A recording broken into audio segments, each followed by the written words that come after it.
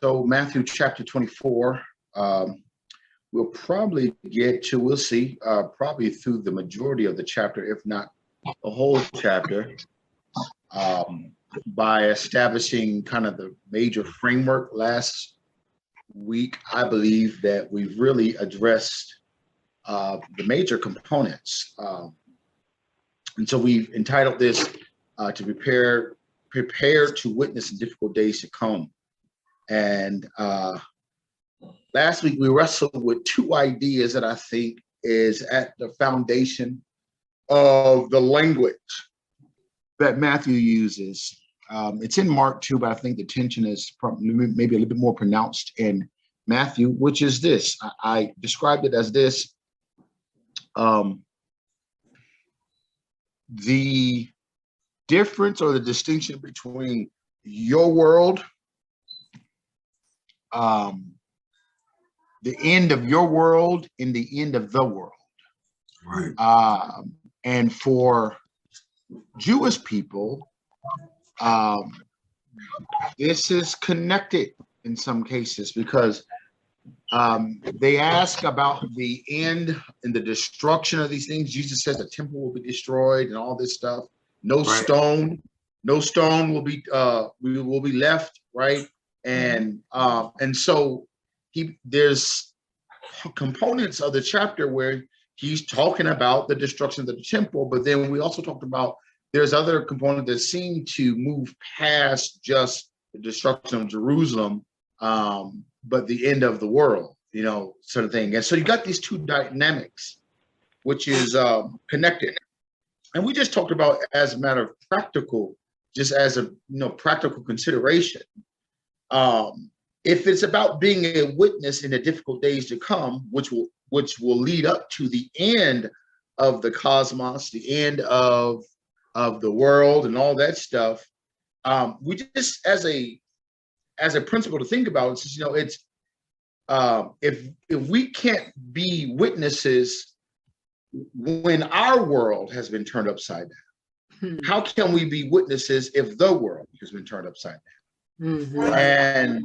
And so for Jewish people, the temple ending and the end of sacrifices and all that kind of stuff, for them, that's kind of like, man, we might as well just go on home, might as well just take me, because that was their world. And we did try to say, even in history, people have had to wrestle with this, and sometimes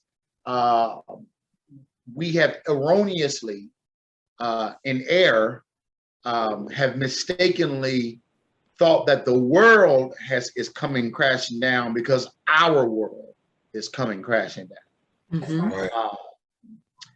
So there is a difference in that regard. Many people thought after World War II, oh man, this is it, and during pandemics and all that, and Spanish flu and all that kind of stuff, when people were dying, it seems like the whole world was dying and all that kind of stuff. And yet here we are. And so that's a lesson that the world is bigger than our worlds. And that is such if people can understand that, right? Whether it is on a personal level or a communal level or even a national level, right? The world is bigger than our worlds. And sometimes we forget that. And it's so easy then to have this worldview that puts our lives at the center of the world, at the center of the universe, right? And we see that on various levels. People can't figure out why you ain't tripping because they tripping. Because your world is in disarray doesn't mean that my world is. Right. And we see this on so many different levels. We see whether again on national and communal level, it's always interesting to see, even with the issues of national relief. Black folks can be struggling, and that's just Black folks struggling. It's and sometimes there's character assessments to that. Well, they're lazy, they're this, they're that, they're this. Let white folks start struggling. Now we need some help. Right? some stimulus packages and all that kind of stuff, because the economy is just messed up, Yeah. and so this lesson in between those two tensions, I think, has far-reaching implications. But there is this element where that he's using language and to talk about the collapse of Jewish structures and Jewish systems in some cases. But even in the midst of that, like even about the destruction of the city and all that kind of stuff, he says, no, these are the beginning of birth pains. And then there's a deeper reality. And so that I believe is at the foundation of this. Now, again, there are various different ways people have tried to deal with this, and various different eschatologies and dispensationalism and all this kind of stuff. And I may or may not, I probably ain't gonna get to all that today, but at some point I'll probably at least give y'all some type of a basic kind of understanding of some of these things. But I will say, as we're gonna look into some of the stuff, that so much of our eschatology, on how the end things will occur, so much of our eschatology, whether we know it or not, has been shaped by Left Behind series and all those kind of different stuff. There's just a lot of issues. A lot of people kind of wholeheartedly believe that, but there's a lot of issues with some of that. We're going to see, interestingly, we'll get a chance to look at some stuff and just see that how, you got to be careful about movies. You got to be careful because those movies were built off of certain people's theological concepts. But we won't get a chance to look at some stuff and see that, hey, we've kind of how that movie and the Left Behind series can shape our interpretations of Scripture. And when you actually look at it, it says, oh, wait a minute, that's not what it's saying at all. So we will get a chance to look at some of that.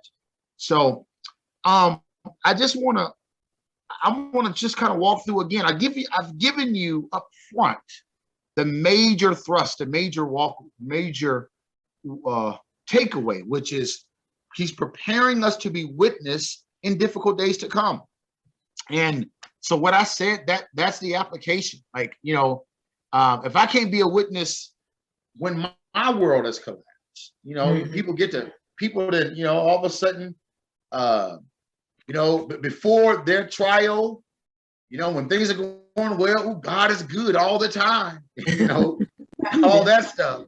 And soon, for some folks, as soon as they go through, as soon as it becomes something that is just unbearable or whatever, all of a sudden God ain't good no more. And I don't know if I believe this. And, they walk away from the faith. Their conversation is not one of a witness. They're speaking bad against the church and they woke now. They don't believe in the Bible and all that kind of stuff. Most of that conversation is really built-in trauma. They've had some crises in their life, and all of a sudden they woke, they this, they that, and all that kind of other stuff. But the thing is that if you cannot be covenantly faithful to God, when your world has fallen apart, how the world are you going to do it when the world falls apart? Right. That's the main thrust. I want to look into some stuff. We keep that stuff in mind. We keep that in mind, and we want to look at some of the specifics. So verses 4-8 in Matthew 24, he begins to lay out what is called the description of Messianic Deception. Messianic Deception. He starts off very clearly. Jesus answered and said to them, see to it that no one misleads you. Many will come in my name, saying, I am the Christ, and will mislead many. You'll be hearing of wars, rumors of wars. See that you're not frightened. Those things must take place, but it's not yet the end. Nation will rise against nation, kingdom against kingdom. In various places, there'll be famines and earthquakes. But all these things are merely the beginning of birth pains. The Messianic Deception. I think this is an important component to talk about because, and I think some of that, I think actually some of it comes with just kind of how we've been taught. Sometimes it's just stuff in, there's larger things within culture, and the things are teaching us whether we know it or not. But most people, when they think about this thing of deception, they tend to think of, and the language seems to be here, but we're gonna unpack it. They tend to think of this idea that as we can, that let me say it this way, that the true Christian can be deceived and misled. We tend to think of that in the terms. And again, the language seems to be here, but we're gonna unpack it actually. This has implications for like how we understand like stuff in Revelation 13 and other places, somewhat of 18 or whatever, about like the mark of the beast. So many people in their mind, I feel like it's a huge misunderstanding. In our mind, like when we hear things like the mark of the beast, and I don't have time to get into all of it, but I do want to deal with this one particular aspect. The people tend to think of it as a conspiracy, that's something that is kind of like deceptive, and you can accidentally take the mark of the beast. You can accidentally get it. Like, would you all agree that that's kind of people's perspectives? Yes. Yes. Yes. Yeah, and it's because of how we understand again, I don't have time to get in. When you go and read it when you get a chance, when it talks about the people who take the mark of the beast are not going to do it accidentally. They're going to do it on purpose, Right? Because he offers for them a level of protection from persecution, so to speak. Right. So it's not going to be like, oh my God, the vaccine, that's the mark of the beast. Like y'all taking that, and you think it's it's a vaccine, but it's really the mark of the beast. Right. Oh my God, y'all drinking monster drinks and Red Bulls. That's really the mark of the beast. Right. Oh my God, you got that. The government are putting chips in us, and that's really the mark. And that's not how this thing works. Right. This is not, and we're going to see this here, even in this deception is first of all, believers are not going to be deceived. We're going to talk about that in a minute. But even what we consider to be deception is not really, it's people are not going to accidentally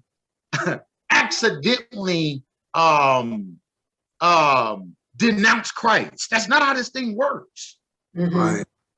But we have so much of our theology, and some of it comes from these religious conspiracy movies and books and all that kind of stuff. No, listen, you ain't gonna accidentally, watch this, ain't nobody gonna accidentally, with all the persecution, which we're gonna talk about in the next part, be on the account of my name. You ain't gonna accidentally be a Christian, and ain't nobody gonna accidentally what's the word I'm looking for? Accidentally mistake you for a Christian. No. It's gonna be on account of his name. Ain't nobody, listen, when all this, we're gonna talk about all the persecution, ain't nobody gonna be like, oh, no. People, it's gonna, either you're gonna be for Jesus or not. In fact, it is gonna be the persecution is gonna be as such that people not gonna want to accidentally be associated with Christian. They're gonna want to denounce Christianity because of persecution. So this deception. Pastor, Yeah. Pastor, real interesting when you mentioned that about how not being it won't be an accident. People thought when the government issued social security numbers that was the mark. Yeah, I remember. I don't remember. I wasn't there, but I read up on that. That's a good point. That's a good point. Yeah, and it's like, and that's because we misunderstand the idea of Messianic deception. So watch this. Let's dive into this part of it. It says, many will come in my name, saying on. It says, see to it that no one misleads you. So that seems to argue. Some people think, see, you can be misled. Mm-hmm. And he says, many will come in my name, and then he says, and will mislead many. So it seems to be those two things seem to argue, Christians can be misled. Well, a couple things about that. Number one is this. Well, the whole reason why he's telling them is so that they can be prepared. Right. Right. That's the first thing. And so that they'll know, they'll be able to see these things. In fact, and when Mark says it, he says, and you'll see, I've told you these things beforehand. Mm-hmm. Right. So that's the first thing. Second thing is you got to keep reading too. First, go down to 25 to 26. In fact, I guess he says it here too. Mm-hmm, yeah.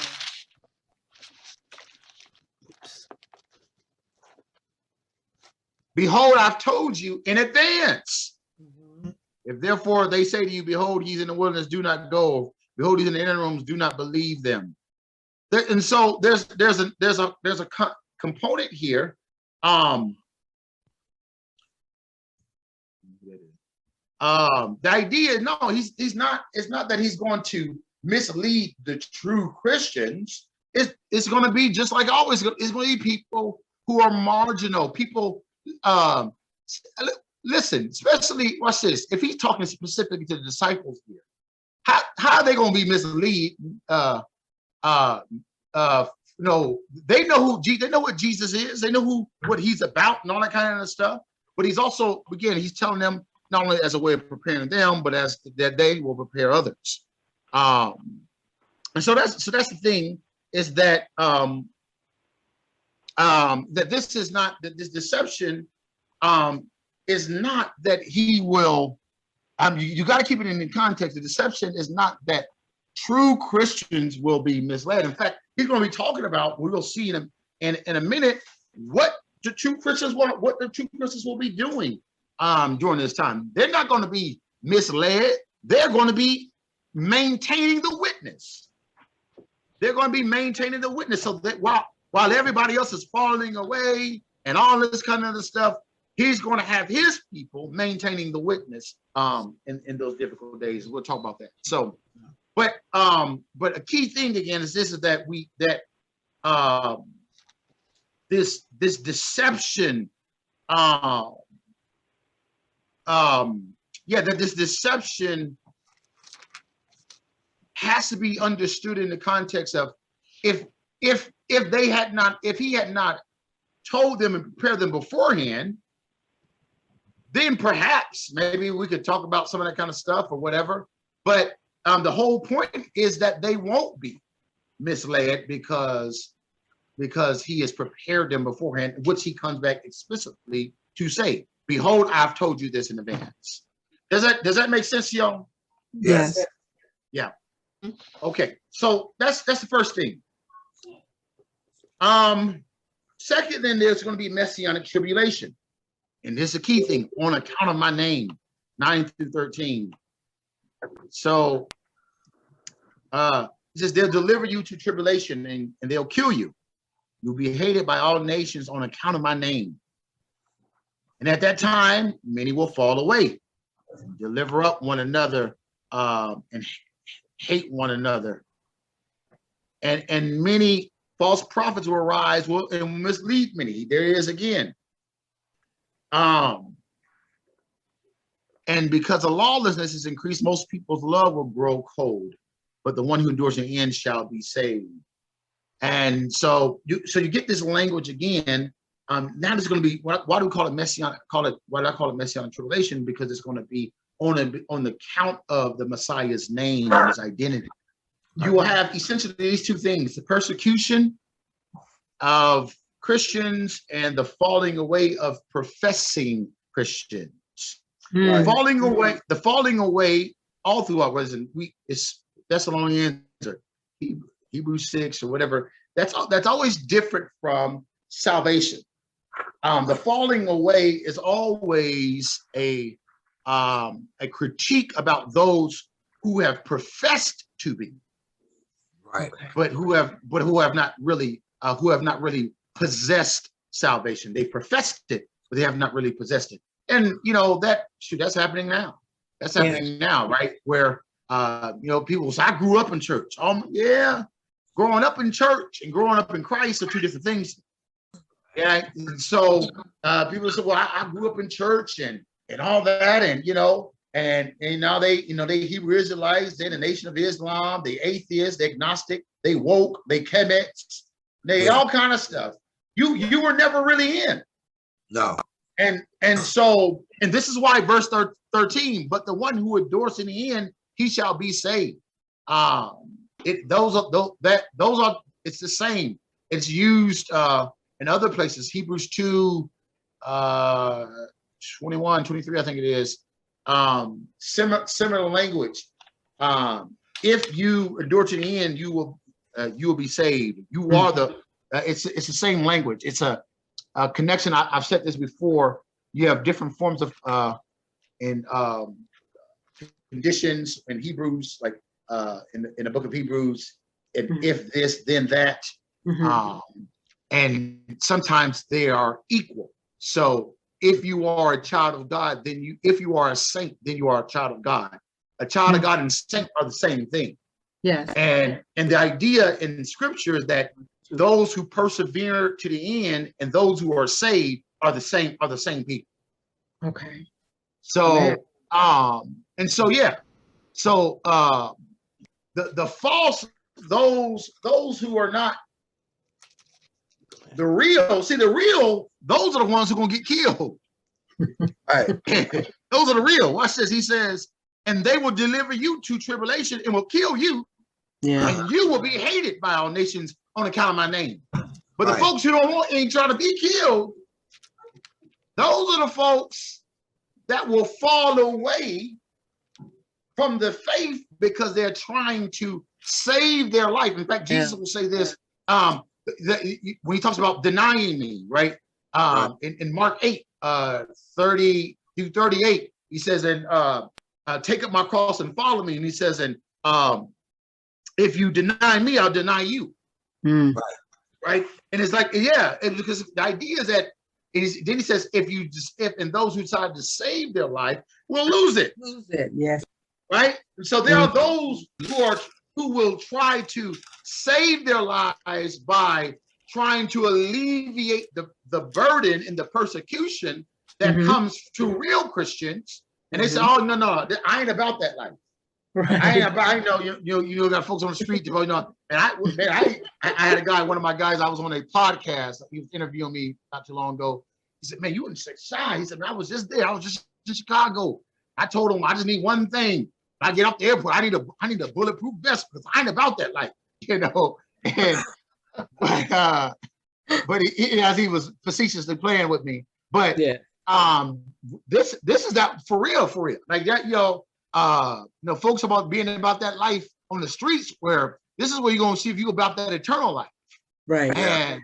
And so many's gonna fall away. But those are the people who are gonna be persecuted. So you're gonna have persecution and then falling away of professing Christians, but they are not really ones who possess salvation. Yes, I got a question. Yeah. So would it be considered, I guess, it wouldn't be falling away, but if they come for me, I'm gonna try to kill as many as I can first. So that ain't not wanting to be persecuted, right? Yeah, well, I don't. Well, you know what? Here's the thing. I don't. You know, that's. I mean, that's an interesting question. Can we defend ourselves? Yeah. You know, when people come from us. I mean, I think the nature of it, how it's describing, is that it's going to be so intense. Right. It ain't going to be much defending other than probably running, just like the first century church did. And some Christians today.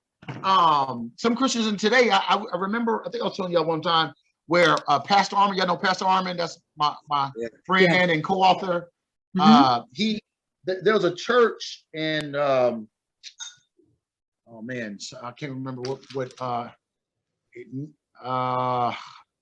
Kuwait, I believe, in Kuwait. Yeah, there's a church in Kuwait. They were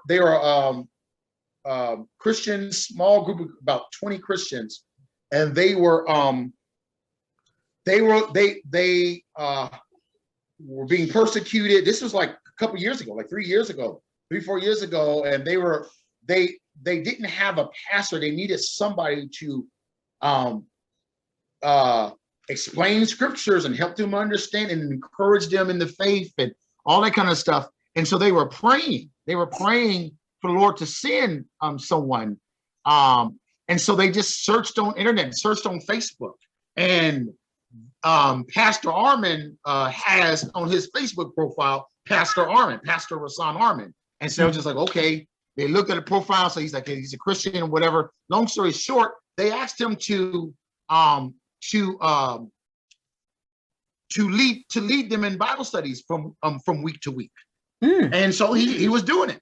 And one week he was telling me, he's like, Ty, he says, literally, as I'm just kind of, we just having Bible study, there was all this kind of commotion. You hear shots, and it's like, oh, Pastor, we gotta go. They're coming after us. They're coming after us, and they're like packing up stuff. And he was like, man, what in the world? Like, this is in the middle of Bible study, and they're trying to move to the next location where they can hide. My guess, Rev, is that it's going to be like that. That it's going to be it's going to be so intense and so difficult that the only thing we can do is run, hide, and witness as we go. Yeah. Does that help, Rev? Yeah. Yeah. So and I again, that's a kind of an educated guess, but even when you read like Book of Hebrews, we start talking about the faith, talking about people hiding in caves and and on the run. I mean, I think that's going to be the dynamic. And my thing is, and I think there's a level of pacifism. I've taught on Matthew 5. We ain't called to embrace persecution when it comes to race, but for the faith, that's something also a different matter. And I said in my article, if I think that I have a right to defend myself, you trying to persecute me just on the sake of my race, but on my faith, I said I'll gladly lay down my gun and pick up my cross. So, and so I think that's going to be the dynamic. I think that's going to probably be the expectation. But it seems like it'll be this thing where that's just going to be the culture. It's just going. Watch this. Watch what he says. He says, okay, that's in the next one. It's in the next one. That's here. No, verse 12. And because lawlessness is increased, most people's love will grow cold. 2 Timothy 3 talks about this too, right? That their love for they'll be selfish, they'll be this, they'll be that, and be lovers of themselves, lovers of sin and iniquity and all this kind of stuff. But this just shows you how difficult the times will become. Is that lawlessness, wickedness, lawlessness in the sense of everybody living and doing what's right in their own eyes, living as if there is no moral law. That's going to increase. And then he says, as a result, most people's love will grow cold. That's the culture. So so this idea of being concerned for other people and concern, it's going to be it's going to be a it ain't it's going to be it's going to be dark days. And Reverend, would this be like the time I keep thinking when the Christians were persecuted in the early church, but they thought that it was an honor to display their faith by not necessarily being martyred, but it's an honor to display their faith in those difficult times, that the times would be that kind of difficult, where you have to make such a public stand, you know, because we make little stands behind the doors, but we will have to make them openly. Oh, absolutely. And the foundation of that is that you will be on the count of my name, right? So this is not like, you know, people are just kind of, yeah, we just losing our morals. It is that there's going to be an explicit animosity towards Christians. Wow. And so you ain't gonna be able to hide. And the thing is most people who are kind of on the fence anyway are just going to really just show their hand. They're gonna show their hand like, oh yeah, you know, and I ain't really, like I said, I ain't really about that life. You got people like, you know, who claim to be on this, you know, be about that life until, you know, it's get ready time to go to prison. It's like, whoa, wait a minute, you know, that's where all them people that's about that life, that's where they are for real, right? You know, so wait a minute, you know, like on the life, you know, what you mean life? You know, on the life, you know, life. Wait a minute, yeah, that's, you know, and this it's just going to show our hand. So, but again, the culture is going to be so much. He says that it's most people's love will grow cold, but those who endure to the end shall be saved. And so there's a connection. And so again, that's just to kind of underscore the idea that I don't even know. I mean, it's like self-defense. I don't think it's going to even be an option. And this, I think, only it's going to be a matter of, you know, you either, you know, you run, which he's going to talk about, right? Verse 16, let those who are in Judea flee to the mountains. Yeah, so I think it's just going to be one of those things. I don't know exactly how that's going to look like, but I think it's going to be as such that we'll be on the run, but we will be witnesses even as we go. All right, now watch this. Yes. Pastor, Yes. I can't run, so I'm gonna stay and fight and give y'all a chance to run. I'm gonna stay and fight. I know that's right. Just give y'all a chance to run. That's right. I'm gonna take a couple with me. I'm sorry. In Jesus. Right. Yeah, and then like I said, you know, it's gonna be, it's, you know. Hey, Pastor, you know King David, my boy, and you know he gonna take something out. You know he gonna take something out. And I think the element. I mean, it's gonna be, you know, we'll see, but I think so much of the element would be kind of like, just as we've seen, just as Sister Stimmy says, just as we've seen in the early church, that because my suffering is so closely related to my confession, that we're not going to mind suffering for his name's sake. Right. I won't be fighting to keep from suffering. I'll be fighting because they his enemies. And I hate them. I hate them right back. And this is what I'm saying, Rev. I'm not so sure that we will even have a desire to do that. Okay. Because it's going to be so intricately connected to the faith. So think about it this way. If somebody comes to you and they've busted through your home and they got a gun on you and they say, renounce Christ or live. And you're like, well, I'm not renouncing Christ. Right. Well, then you die. I think it's going to be more like, I think that's going to be the context. We'll, yeah, I mean, so, and we'll be, yeah, so that would be so much of the context. And then we're figuring out like, okay,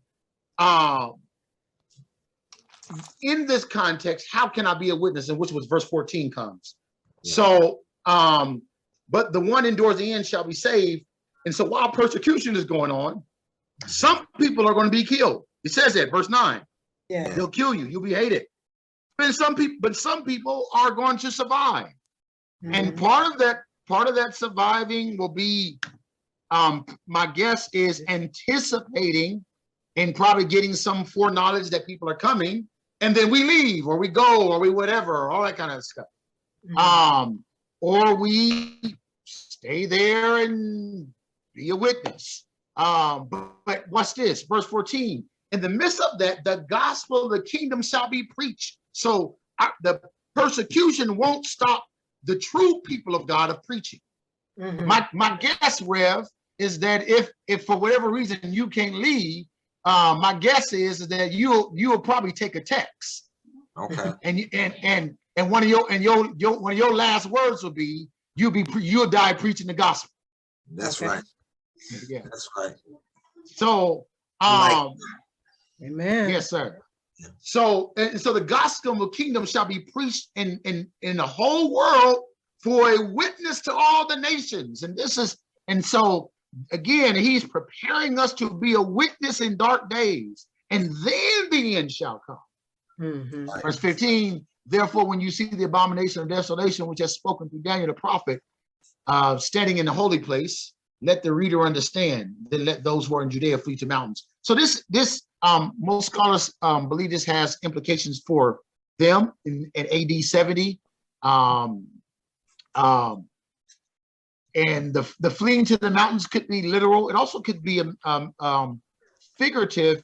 We see language like this in 2nd Maccabees, and fleeing to the mountains there means 2nd Maccabees is one of a Jewish book. It's not in our Bible, but it's a book of kind of Jewish history.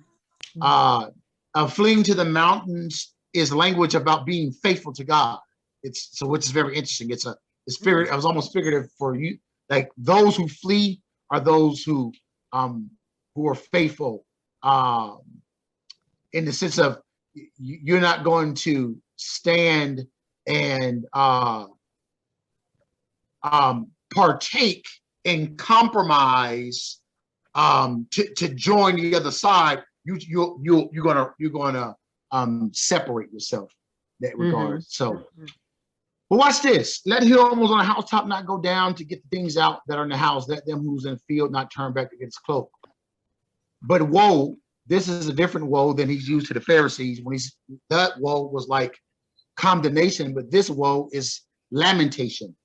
Okay. Woe to those who are with child and to those who are nurse babies in those days. Mm-hmm. In other words, it's already difficult trying to go around nursing a baby or pregnant. Think how much more difficult would be having to do that during persecution. Yes. Or pray that your flight may not be in the winter. When he says flight, what is he not talking about? Right? He's not talking about airplanes. He's not talking about airplanes. He's not talking about like, oh man, right? Oh my God, the Southwest. I can't. You won't be on. You won't be on Spirit when the Lord comes back. Listen, you won't be on Spirit even before the Lord comes back. Right. No, it's not. He's not talking about airplanes. Right. He's talking about fleeing, running. Right. Again, the idea is that it's the same analogy. It's already difficult going to have to run in persecution, how much more difficult it's going to be during winter time. Right. Yeah, you know, and all this kind of stuff when it's cold and all this kind of stuff. I don't like being cold. Yeah. So the idea is that it's going to be because you don't know, it can be difficulty compounded upon difficulty. Yes. Again, that's probably the language on the Sabbath. There's not so much that it would be something wrong with you running on the Sabbath or fleeing on the Sabbath. The idea is that if it's Sabbath, right, stores, you talk about for Jewish people in their context, stores are going to be closed down, right? You ain't gonna have access to certain stuff. It is already going to be difficult to flee. Imagine not being difficult to be able to go to Walmart and get some whatever, you know, because it's Sabbath, quote unquote. That's the idea.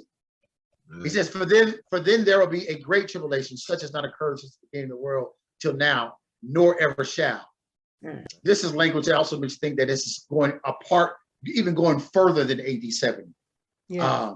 And then watch this, and unless those days had been cut short, no life would have been saved. But for the sake of the elect, those days shall be cut short.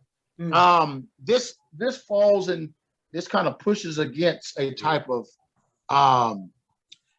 concept that says church is going to be taken away. He says for the sake of the elect, that the idea, it seems to be, because the elect, because believers are living in these days, that's one of the graces that God is going to cut those days short because we are experiencing these days. He says, behold, here is the Christ, for there he is. Do not believe him.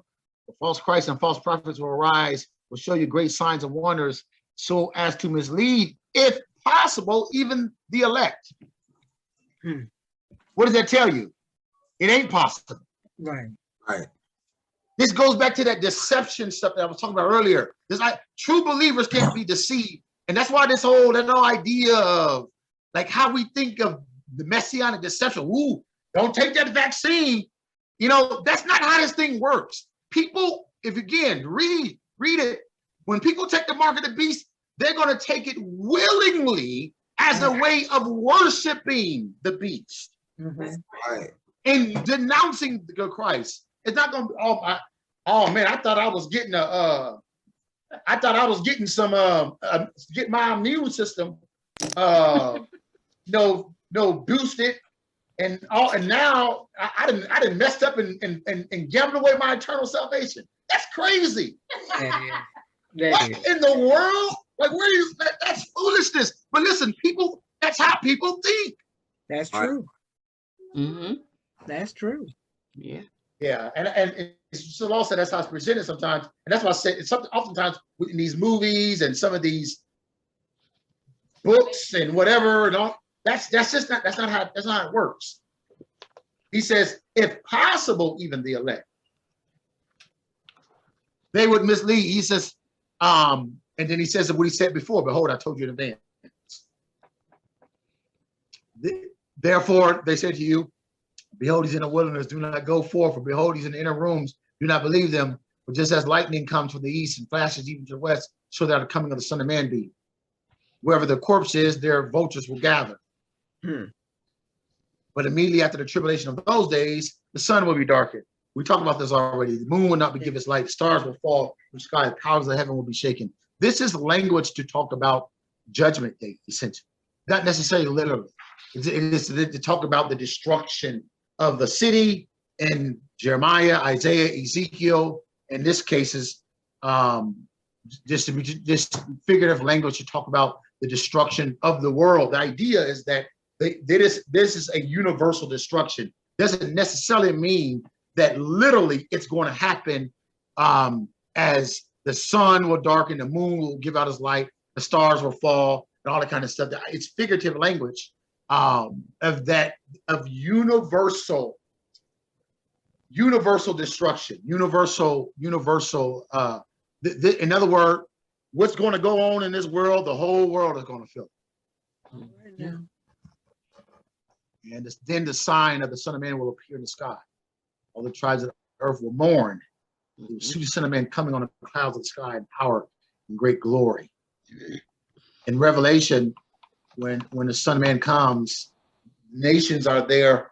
Remember, at the Battle of Armageddon, the nations are there ready to try to wage war, and the war is over before it even gets started. He comes and slaughters everybody. Oh no. Interesting thing. And so there might be some stuff missing here or whatever as we try to put all the stuff in place. But do understand that there is Matthew 24 paints as the church being present during this time. Now, again, we'll talk during more all this pre-tribulation, post-tribulation. I think, again, the main point is this. There is all the way up to the end, he's got witnesses. And how do you know this? How do you know it's up to the end? Watch this. Watch the stuff that he says. Oh, yeah, verse 14. And the gospel of the kingdom shall be preached into the whole world for a witness to all. Then the end shall come. Right? So he's leaving us to be witnesses. But let's go on. Here's another component though. Verse 29. We got there. He will send forth his angels, the great trumpet, and they will gather together his elect, which seems to say then that the elect is there. Right? That seems pretty obvious. If he's going to gather them from one end of the sky to the other, right? From under all under the heaven, he's going to gather them. So all this language, the days will be cut short because of the elect. They will be witnessing and establishing a witness to the end of the world, and then when the Son of Man comes, his angels will gather them. Verse 32. Now learn the parable from the fig tree. When its branch, we got about 5 minutes, has already become tender and puts forth its leaves, you know that summer is near. Even so, you too, when you see all these things, recognize that he is near, right at the door. Truly I say unto you, this generation will not pass away till all these things take place. Heaven and earth will not pass away, but my words shall not pass away. But of the day and hour, no one knows, not even the angels of heaven, nor the Son, but the Father alone. This is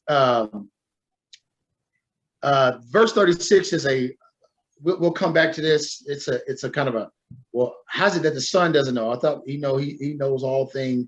This is one of those, for whatever reason, the Son is this information is withheld from him. We'll come back to this and some of the implications on this probably on next time. But for the coming of the Son of Man will be just like the days of Noah. For in those days which were before the flood, they were eating and drinking, they were marrying and giving in marriage until that day that Noah entered the ark. Did not understand until the flood came and took them all away, so shall the coming of the Son of Man be. Here's something I want you to pay attention to, because this is kind of, we probably are tempted to read verses 40 and following through the Left Behind series. Yeah. But I want us to pick up something. Verse 40 says, then there shall be 2 men in the field. One will be taken, one will be left. 2 women will be grinding at the mill. One will be taken, one will be left. Therefore, be on alert, for you do not know which day your Lord is coming. But be sure of this, that if the head of the house had known at what time of night the thief was coming, he would have been on alert and would not have allowed his house to be broken into. Right. When we read that one will be taken, one will be left, that's like, we think Left Behind, right? The Left Behind series. Rapture. The Rapture, right? And it's probably, my guess is this is probably one of the scriptures that's probably that's influencing that. But let's read it though. What we have to read it in context. First of all, we've already established up to this point that the elect are there, right? Yeah. The elect and this parable is not new information. It's not another stage as it is giving more information about what he's already mentioned, so to speak, how to kind of think about it. The elect is there being a witness. The elect is there, and he says the days will be shortened. Some people, if the elect is not there until they've been killed, right? Right.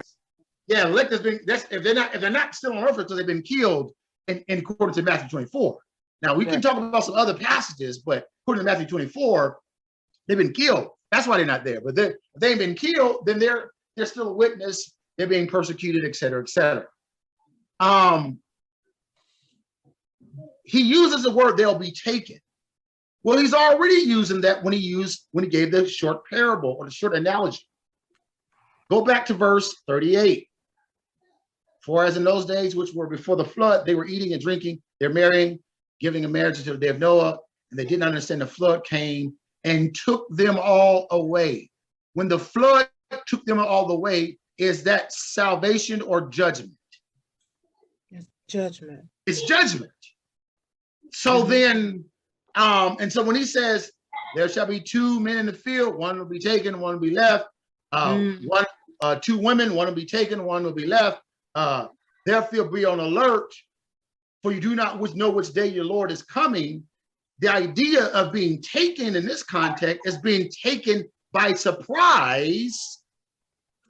And in other words, then succumbing to the judgment. Okay. That's how he used it in verse 39, right? Right. So it's not, this is not rapture here. No. This is will be taken in case, in other words, taken by surprise, really. Overcome by the judgment of, it is that, therefore be on alert, for you do not know which day the Lord is coming. Right. But be sure of this, if the head of the house had known at that time the night the thief was coming, he would have been on alert, would not have allowed his house to be broken into. That's what Rev talking about. Right? He said, for this reason, you be ready too, for the Son of Man is coming at an hour, and when you do not think he will.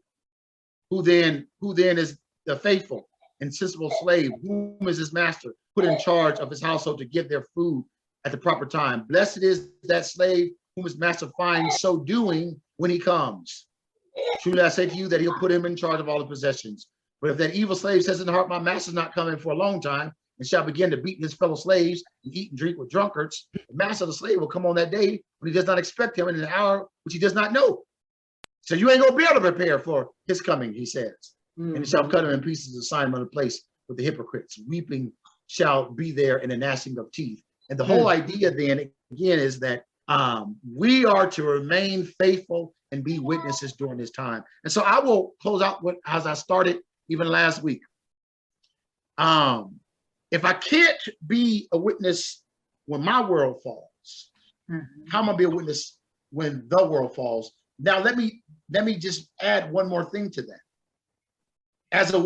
By way of question, what then is one of the major characteristics that Christians need to have if we're going to be faithful?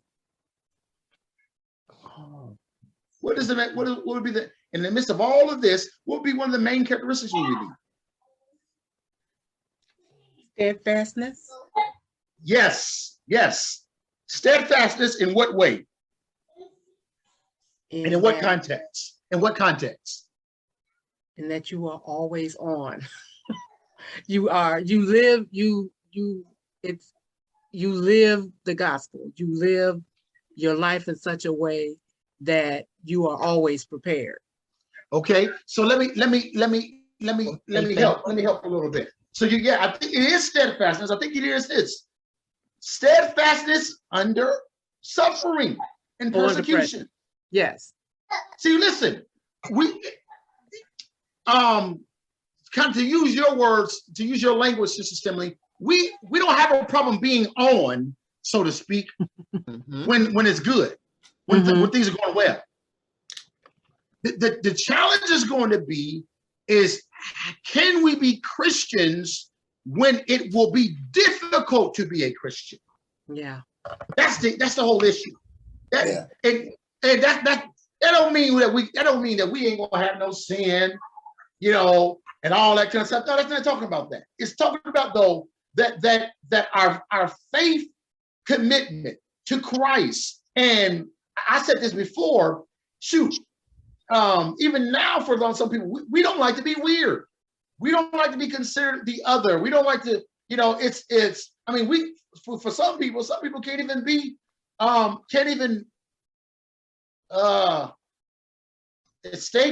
faithfully establish a witness in their own families who are unsaved and anti-Christian. That's true. When we Christian, and when our unsaved family members come around, we want to water down our Christianity, water down our convictions, water them down. You know, we can't even, you know, so that just shows us, listen, we're gonna have to get to a point where we are, for Christ I live and for Christ I die. Yeah. For Christ I live, for Christ, it didn't matter, whatever, if you gotta, if you're gonna persecute me on my job, if you're gonna try to make it difficult me and try to ostracize me and my family, well then so be it. But I'm a Christian.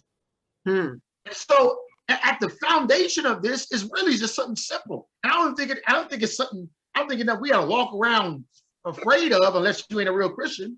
I think it is something just like, listen, have you come to a point in your life where, you know what, you sold out? Like, listen, for Christ I live, for Christ I die. Whether it is my reputation dies, whether it is my career dies, whether it is my relationship dies, it does not matter. I'm for Jesus. Right. And it's just simple as that. I'm for Jesus. I'm down with Jesus. He is my Lord. He is the one where my commitment goes. I'm trying to live for him. His principles are my principles. His way is my way. His life is my life. That's just how it is. Reverend. I don't think that's something we gotta. Oh man, we gotta walk around. I don't know if I'm gonna make it.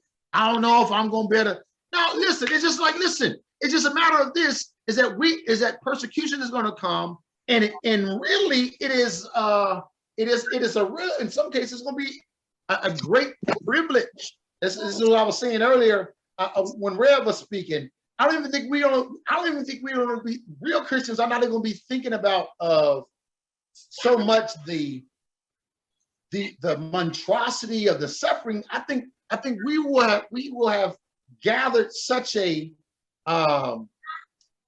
mentality that we were like, okay, fine then. What's the opportunity for me to suffer for my Lord? And you see glimpses of this of the disciples themselves in the first century, as well as going on to their death. You know, Peter and John counted worthy that they were rejoiced that it counted worthy to be able to be persecuted for the Christ. Church history tells us that Peter, when he was getting ready to crucify him, he says, "Crucify me upside down, because I don't want to be crucified. I'm not worthy to be crucified in the same way that my Lord is crucified." We see Paul embracing this. If there's opportunity kind of to get out in a sense, but not a way by denying his faith. Yeah, he tried to say, listen, y'all trying to, hey, I'm a Roman citizen. Y'all ain't supposed to do this to me. Right. But at the same time, he gonna preach the gospel, and I think it'll be like that. Was that all these opportunities, because they're gonna be so explicitly anti-Christian, it's like, okay, well, fine. Well, here's an opportunity for us to preach and to tell folks about Christ, and it's gonna make them more angry, and it'll make us. We will rejoice. The more we do it, we'll rejoice, and the more we do it, other folks will be angry. And we're just like, whoa, that's just how it is. So, all right. Questions, comments?